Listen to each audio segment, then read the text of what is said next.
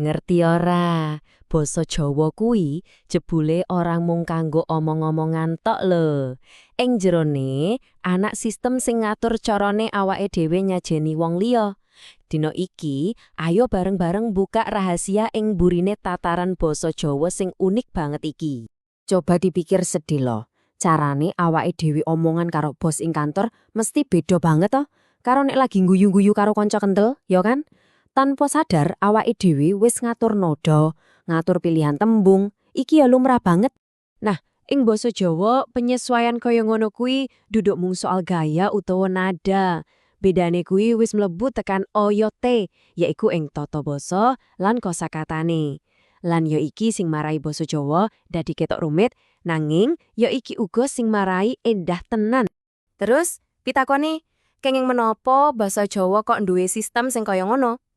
Kanggo njawab kuwi, awake dhewe kudu ngerti dhisik filosofine ing burine. Intine kuwi ana ing siji konsep sing jenenge unggah-ungguh. Iki duduk mung aturan basa, nanging aturan tata krama ing omongan lan tingkah laku. Tujuane mung siji, kanggo ngajeni wong liya ben uripe bisa ayem, tentrem lan harmonis. Lan miturut Ibu Ani Novitasari, salah siji guru basa Jawa, unggah-ungguh kuwi luwih jero maneh tegese. Kaya sing ditulis iki, sinau unggah-ungguh kuwi jebule proses kanggo mbentuk watak utawa karakter sing apik wiwit cilik. Dadi, iki babakan mangun pribadi. Oke, saiki wis ngerti filosofine. Lah terus ing prakteke piye? Unggah-ungguh kuwi ketoke kaya ngopo ing ngobrolan sedina-dina? Nah, wujude kuwi ana ing unda-usuk utawa tataran basa. Gampange, ana rong kutub utama. Siji ana ngoko. Iki basa sing santai, kanggo kanca akrab, kanggo wong sing wis cedhak banget. Nanging ing sisi liyane ana krama. Basa sing alus, sing digunakake kanggo nuduhake rasa urmat marang wong sing luwih tuwa utawa sing luwih dhuwur derajate. Kaya rong donya sing beda banget. Eits, nanging ing antarane ngoko lan krama, ana uga tataran tengah sing diarani madya. Iki iso dianggap kaya jembatan. Dadi campuran sing ngisi celah antara suasana sing santai banget lan sing formal banget. Coba delengen contoh iki ben luwih cetha. Pitakonan sing sederhana, are you eating? Nek nganggo ngoko dadi, kowe lagi mangan? Nanging nek nganggo krama alus, walah malih total dadi panjenengan nembe dahar. Ora mung nadane sing beda. Tembung kanggo kowe, lagi, lan mangan, kabeh malih. Iki bukti tenan, bedane kaya ngopo. Nah, sistem sing endah iki, opo isi tetep kuat ing zaman saiki? Jebule, kahanane wis akeh wah. Ayo, saiki mlebu ing babagan basa Jawa ing zaman modern.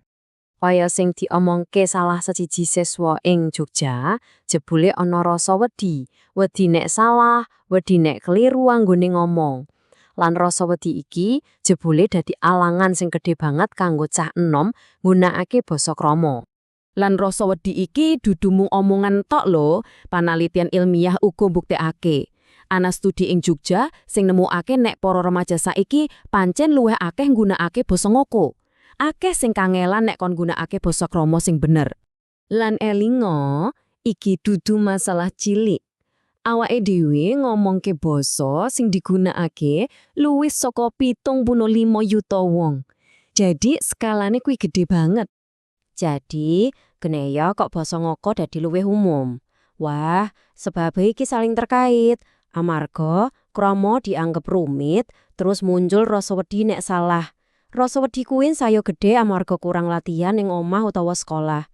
Lan kabeh kuwi dipengaruhi karo owah-owahan jaman lan tata nilai sosial. Wis dadi kaya lingkaran setan.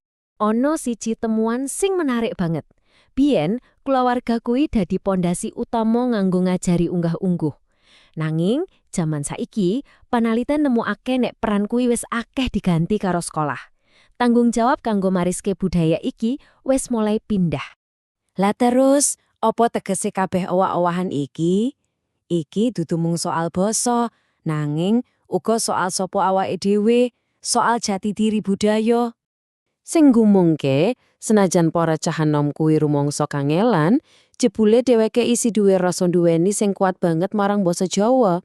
Dheweke sing nganggep basa iki dadi ciri khas wong Jawa, dadi bagian penting saka sapa dheweke kuwi. Iki dadi peleng kanggo awake dhewe kabeh. Basa kuwi ora mung kanggo nggambarke donya. Nanging basa kuwi ya mbentuk hubungan, bentuk cara pandang lan bentuk carane awake dhewe ngormati siji lan sijine.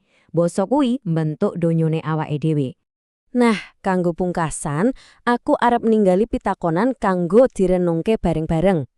Nek basa pakurmatan iki suwe-suwe luntur, kira-kira apa sing bakal kedaden karo budaya lan tata nilaine awake dhewe yo? Pitakonan iki pantes digagas bareng. Matur nuwun.